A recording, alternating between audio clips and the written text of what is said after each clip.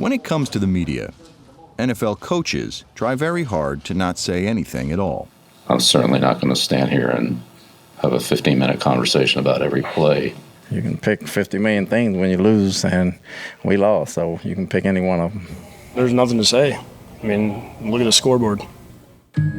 Coaches weren't always so restrained. The most candid of them all now lives in Palm Desert, California. Jim Mora may have been a bit prickly, but he was never dull, and quite often, uniquely colorful.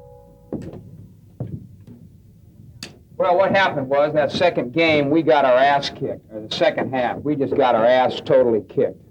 We couldn't do diddly poo offensively. We couldn't make a first down. We couldn't run the ball. We didn't try to run the ball. We couldn't complete a pass. We sucked. He tells it like it is, and I think that everyone respects that about him. I think at times, people were able to capture some interesting moments because of that. You're going to ask me what I thought of the call last week on Frank Warren?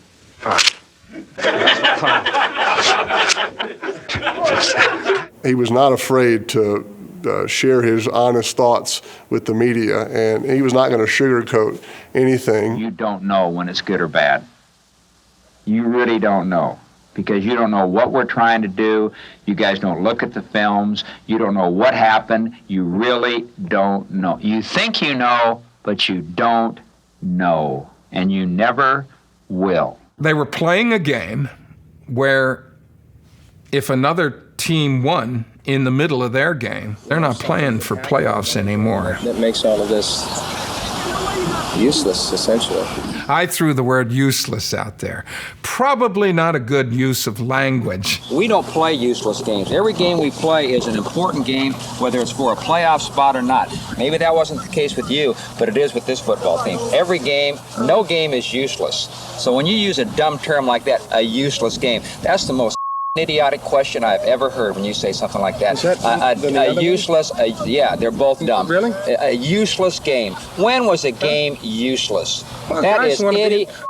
They're playing for it. If they're playing for the playoff or not. Until it kind of flashed in my face, I always liked the idea that he would have an outburst like that, because it was always fun. It was fun. It made for great video. I regret some of the things I did in my career in dealing with the media, things that I've said at the wrong time that come back to haunt me a little bit. 24-17. Jim Mora's most famous rant lasted just a few seconds, but became a timeless classic. Playoffs? Don't talk about it. Playoffs? You kidding me? Playoffs? I just hope we can win a game. Another game. If you ask about the playoffs, it's stab at you. He's the coach whose team's worth diddly-poo. Diddly-poo. It's Mora. It's Jim Mora. Playoffs? Playoffs? Don't talk about it. Playoffs? You kidding me? Playoffs? Coach, there's going to be girls at our party. You think we should talk to them about the playoffs? Playoffs? You kidding me? Playoffs? Okay. Don't talk about it. I brought it playoffs? The cards, the little trading card type things with the coach. I get 2 or 3 a week. Somebody from Illinois or wherever, New York, sends me a little note, some kid or even adults, and with my cards, and they'll say, can we have your autograph on there? Then they'll ask me to put playoffs underneath my name. I never put playoffs. Heck with them. I don't want to be known as the playoff guy. That bugs me a little bit, okay? How I handle it, how I respond, depends really upon the mood I'm in. Yeah, I was out of Starbucks. I'm just remembered down here in Palm Desert on El Paseo. I go in there to get a latte in the morning. This guy's standing there. In fact, he's on his cell phone. He's an adult male guy. And I walk by and he goes, playoffs? And I said, shut up. And, I'm worried that's going to be my legacy, because we won some games when I was coaching. Mora won 2 championships in the USFL and 125 games in the NFL. Big, right? Yes, yeah. I'll see you Wednesday. He transformed the Saints into winners for the very first time and led the Colts from 3-13 to 13-3, the greatest turnaround in NFL history. It shows you what you can do. You battle every play. You never get down. You keep fighting. We got it. He also played a crucial role in the development of a certain quarterback in both the NFL and years earlier. Coach Mora invited me to come out and work out with the New Orleans Saints as a high school player. And I just can't tell you what that experience was like. Good. On offensive team. I got to go to some quarterback meetings, and then they were working on 2-minute drill. And he says, Peyton, you have the next repetition. And I'm not sure I was more nervous than being out there at David Drive with a bunch of NFL guys that I don't know, being sure I called the play the right way and the snap count. What it did, it gave me confidence. I actually completed a couple passes, in an NFL practice. On which one? They asked Coach Mora, which quarterback do you think looked the best out there today? He said, pretty sure it was Peyton Manning out there today was our best quarterback, which he was totally telling those guys, hey, let's turn it up, I'm staying on you. But, it made me feel good as a 15-year-old kid. He's an outstanding football coach, but he's a great person, and he has a way to teach young men to be better than even they think they could be. The captain of our ship is Mr. Jim Mora.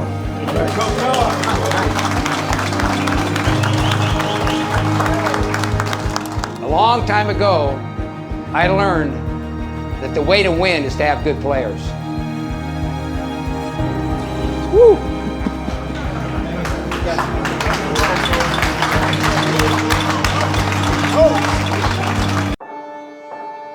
Jim Mora's first head coaching job was with the Philadelphia Stars of the USFL, a team made up of NFL castoffs and first-year players. Those guys would run through the wall for you. I mean, you'd ask them to, and you talk about working them hard. Whew, they just did it with a great attitude. They were fun to coach. And then we won a lot of games, which made it fun too. The USFL lasted 3 seasons. Mora went to the championship game in all 3, winning the last 2. When the league dissolved, Mora was hired by the Saints, another reclamation project. In its 19-year existence, the Saints had yet to have a winning season. 19 years, now you got to work at that. That's hard to do, right? And I wanted to make an impression, and I busted their tail. I really did. It was all about production. If you did well, that's what you're getting paid to do. And if you didn't, that was nothing like the butt chewing you got in the locker room. Midway through his second season, the Saints came within 1 kick of beating the mighty San Francisco 49ers. Any other year, it would have been considered a moral victory. We played hard, that was a great effort. We'll get them next week. Well, Mora comes in there, and he was like pissed. It boils down to one simple fact, fellas. This game, they're better than we are. We're not good enough. We shouldn't even be thinking about beating this 49ers. We shouldn't be talking about it because the Saints ain't good enough. You could have punched it in a couple of times down there, Coach. It's a whole different shit. Could have, would have, should have is the difference of what I'm talking about. The good teams don't come in and say could have. They get it done. All right? It's that simple. I'm tired of saying could have, should have, would have. That's why we ain't good enough yet. Because we're saying could have and they ain't. Coulda, woulda, shoulda became a rallying cry in the Saints locker room. And it sparked an unthinkable turnaround. 4th and goal from the 1. Pitching it to Pollard, sweeping left. He stopped short of the goal line. The Saints have held him. The Saints are winners. The Saints won 9 straight to finish 12-3 and made the playoffs for the first of 4 times over the next 6 seasons. During that stretch, only the 49ers and Buffalo Bills won more regular season games. In 1998, he was hired by the Colts, owners of the league's worst record. We did have the #1 pick in the draft. That worked out. That became former New Orleans high school star Peyton Manning. I wanted to be drafted by Indianapolis. Jim Mora, of the toughness he was going to bring in, the discipline. I just thought it was a team that could kind of be turned around. The Colts already had a future Hall of Famer on the roster. I'm from New Orleans, so I'm a Saints fan. As a fan, good coach. Now, the guy playing for Jim Mora, tough coach. Hard to please. He was a guy who chased perfection. He was going to be demanding. We were going to have physical practices. If you were making a lot of mental mistakes, a lot of coaches would just start the period over. He'd start the whole practice over a lot. I mean, literally, we'd go back and stretch all over again. We went 3-13 my rookie season, set the NFL rookie record for interceptions, a record that I still hold today. As a matter of fact, very proud of that one. And it was tough. It wasn't fun for me. You know, I lost more games in my rookie year than I had in my entire high school and college career combined. He kept me in every single game. He never took me out. There were some games when I probably needed to come out. I was not playing well, and I'm not going to lie, I probably wanted to come out. And he'd say, no, you're staying in there. You're going to learn something in these last few minutes of this game. Under Mora, star players did not receive special treatment. Marshall Faulk was late to a meeting. I didn't start him. He didn't play the first half. But he was barely late. But I was a stickler for those kind of things. The next year, Faulk was traded. With a rookie running back, Edgerrin James, and Manning in his second year, the Colts finished 13-3. Biggest turnaround in NFL history, 3-13 and 13-3. It doesn't happen without Jim Mora. Mora's ability to turn around a team did have one ironic shortcoming. The coach who became known for his playoff rant never won an NFL playoff game. He was 0-2 with the Colts and 0-4 with the Saints. I look back, to be real honest with myself, I had a tendency to work teams hard. I pushed the team throughout the season right till the end. And I think we were a tired team going into that first playoff game. I blame myself for that. I blame myself for all the playoff losses. Mora was let go from the Colts after the 2001 season. 5 years later, Manning won the Super Bowl. He'll always be, you know, my first NFL coach, and I'll always be indebted to him because he created the discipline and the toughness in the Indianapolis Colts that Tony Dungy inherited, and certainly Tony put his magic on it, but I think Jim Mora deserves a lot of credit for what he established. He drafted me, he supported me, he always had my back. I knew that, and I appreciated that. I liked the life that I lived growing up. I always felt like I had these amazing advantages and these amazing opportunities because of what my dad did. I used to watch film with my dad in the living room when I was a kid. I was always drawn to that environment. Even though my dad would warn me and say, you know, why don't you think about something else? This is a tough life. You're gonna have to move. Sometimes it's a little chaotic.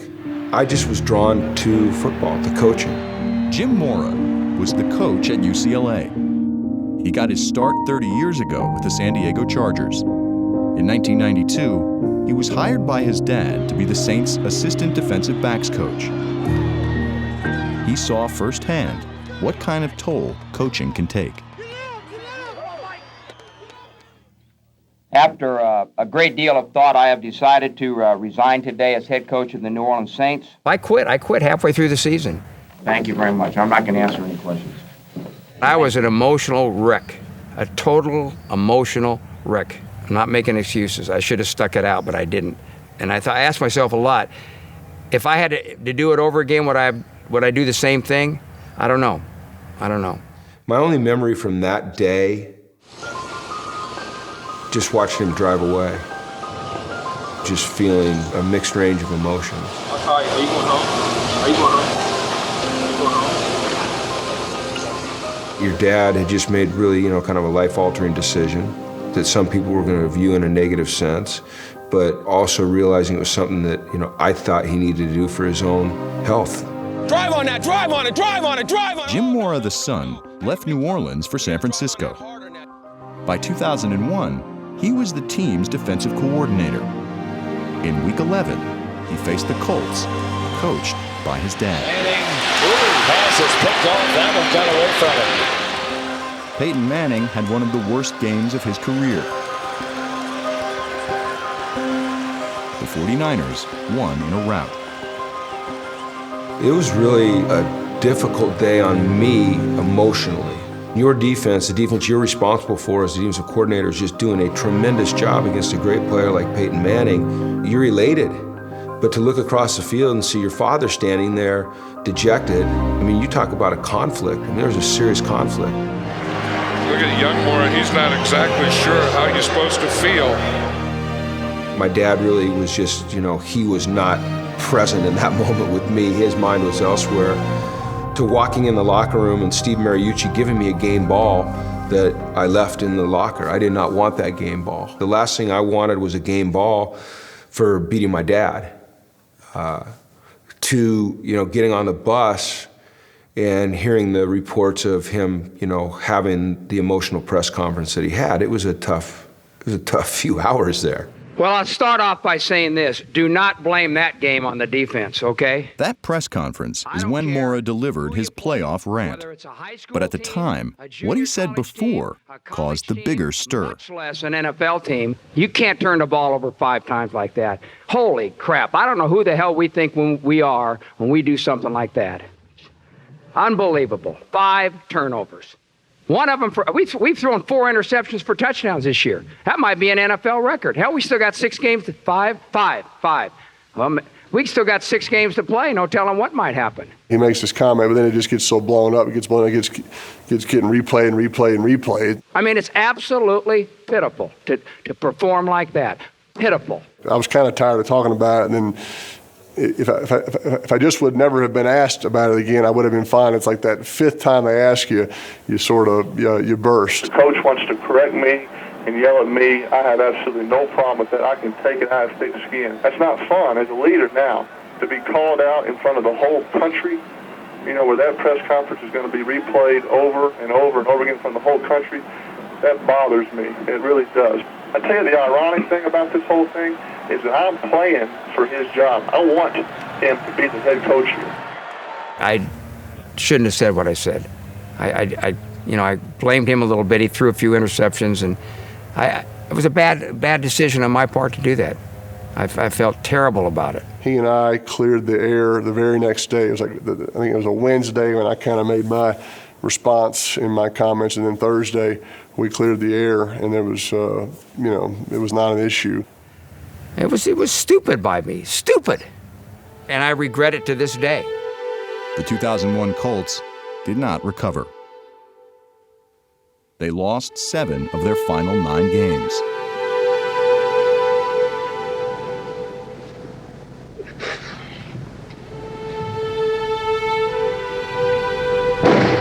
I will not quit.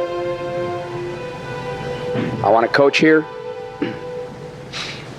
I should be the coach here. I'll just tell you that right now. At the end of the year, Mora was fired and never coached again. Very hard on himself. I wish he wasn't as hard on himself, but he's a good man. My dad started me on the right path with the right values and the right thought process. He taught me, I think, how to be a good man and a good head coach. In 2004, Jim Mora, the son, was named head coach of the Atlanta Falcons. In his first year, the team went from 5-11 to 11-5 and NFC South champions. His dad attended the team's first playoff game. There is Jim Mora Jr.'s dad, who never won a playoff game. I can feel an anxiety in him that if we are not to win that game, both of us are 0-7. I'm not 0-1 and he's not 0-6, but Jim Mora's are 0-7. Rossum fakes the throw. He'll cut it back upfield. 45-50. Rossum 45-40. 35-30. 25-20. 10-5. Touchdown Atlanta.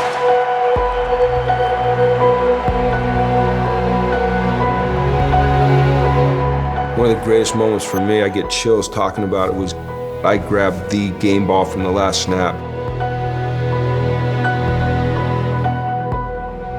And I gave it to my dad.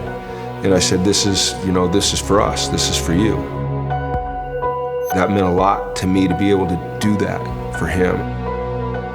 My dad didn't really cut loose a whole lot, but that night after the game, all my best friends were at my house. I had to go to bed, But I woke up about 5 in the morning, and they were still, all my best friends and my dad were out sitting around the fire pit smoking cigars and drinking margaritas at 5 in the morning. It just, you know, as a son, it made you feel really good, really, really good. It has been 15 years since the elder Mora last coached, but football is never far from his thoughts. He's living a very healthy life. If you look at him, he's a very vibrant guy. Stress is not eating him up. Age hasn't caught up to him. I think some coaches, sometimes, because they don't get to be whom they are, they find it hard after the game to find themselves. Jim Mora knows who he is. Trust me, he knows. He is now 82 years old. He may have found his own personal refuge in the desert, but he hasn't mellowed one bit.